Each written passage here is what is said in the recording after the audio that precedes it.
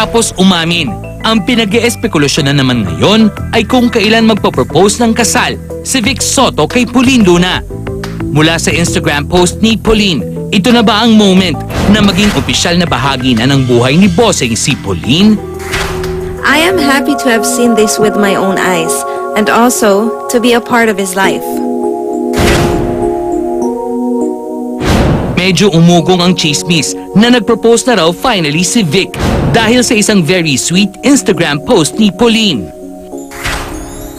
Today, I saw happiness in Vic's eyes, the kind of happiness that no one can ever buy. He's truly a blessed man in all ways. I am happy to have seen this with my own eyes and also to be a part of his life. God is really the best. With him, nothing is impossible. I love you, babe. Happy birthday. Sorry to say, pinabulaanan lamang ni Vic ang chismis. Birthday pa lang yun. Birthday pa lang, one at a time. Oo. Sa isa lang, medyo mahina ang kalaban. Malalaman natin yun pag ano, sa tamang panahon ng Diyos, siyempre. Si Pauline ba ready na to commit to care and love Vic? Oh, he knows that naman. Parang gusto mo gawin caregivers. Hindi naman. Hindi pa naman. May ganun naman, di ba, ang wife naman talaga mag-aalaga sa husband. Kahit naman wala pa doon I always make it a point that I take care of him. Isang bahagi ng commitment ni Pauline ang pagpaplano ng malaking surprise party sa 60th birthday ni Bossing, katulong ang mga anak at pamangkin ni Vic.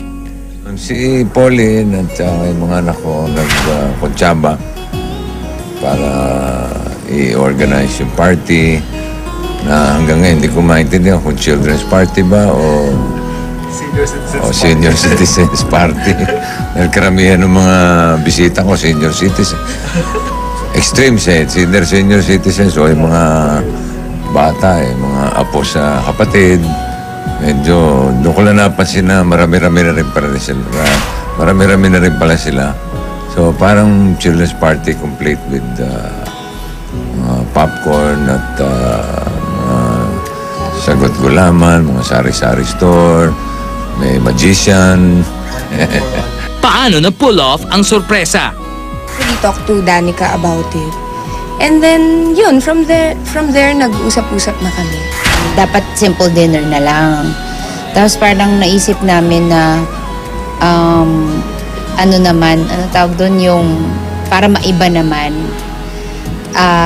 Tapos na-mention din kasi ni Pauline na ewan ko kung nag-birthday blues ba si daddy or something. Nag-iisip siya ng ano kayang gagawin namin, gano'n. Ako naniwala talaga ako na he really needed to celebrate itong birthday niya na to. And ako, I know for a fact that his children will really make him happy. His children and his family. That's why naisip ko nga ito. And I know how important it is for him na mapagsama-sama lahat ng tao sa isang kwarto.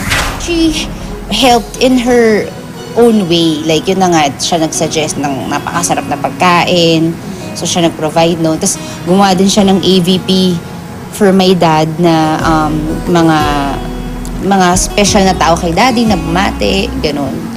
Pero the whole, yung program and the other stuff, kami na ng mga pinsan ko, tsaka mga kapatid ko. Exciting na nakakakaba kasi mahirap siyang i-surprise.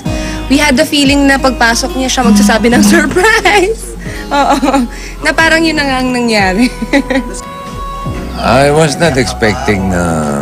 Kasi alam ko, kami-kami lang eh. Nakakatuwa dahil complete yung mga numbers ng program. May mga production number, yung mga maliliit. Tapos yung mga malalaki rin, yung 4 na anak ko, kumanta sila. Tapos yung OMG, kung tawagin. Oyo, Wahoo, Mark, and Gian. Meron din silang dance number. Imagine mo si Mark Pingris na sumasayaw talagang kakaiba na yun. At marami mga audiovisual presentations, na hinanda rin nila. Kinerir. Para kaming mga bata lahat. Kasi nakaka-costume din kami.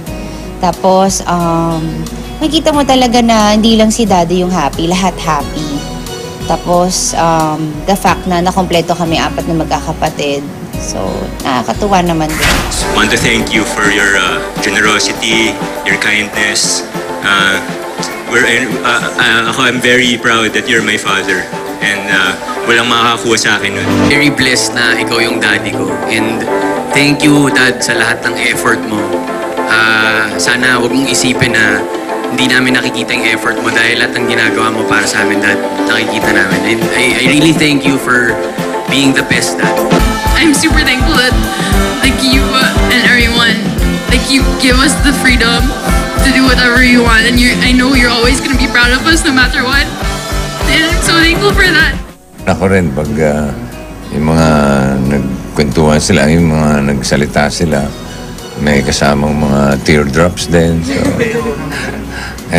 pagka ganun, hindi mo nang mapigilan yung emotions mo eh. It's more of masayang, they are definitely, tears of joy kung tawagin nga nila. Siyempre, I want you to be always healthy. Really praying na gamitin ka pa ni God para makapag-bless at magbigay ng inspirasyon sa mga tao. Thank you sa Panginoon for giving me such wonderful and understanding children. Thank you for my very good friends, paring Tony, paring Joey, aking mga kapatid who never fails to look after me.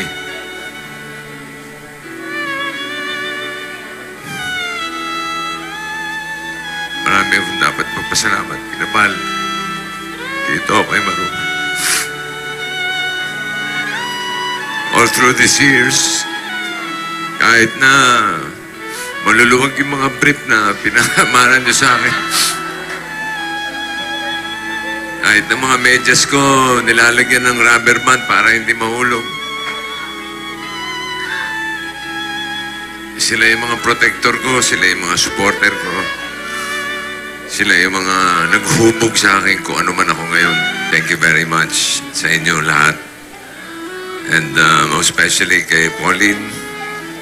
Alam kong hindi rin ideal yung ating relationship. You have a lot to go through in dealing with me. If you deal with me, you deal with all these people. Thank you very much. I love you all. I love you from the bottom of my heart. Thank you.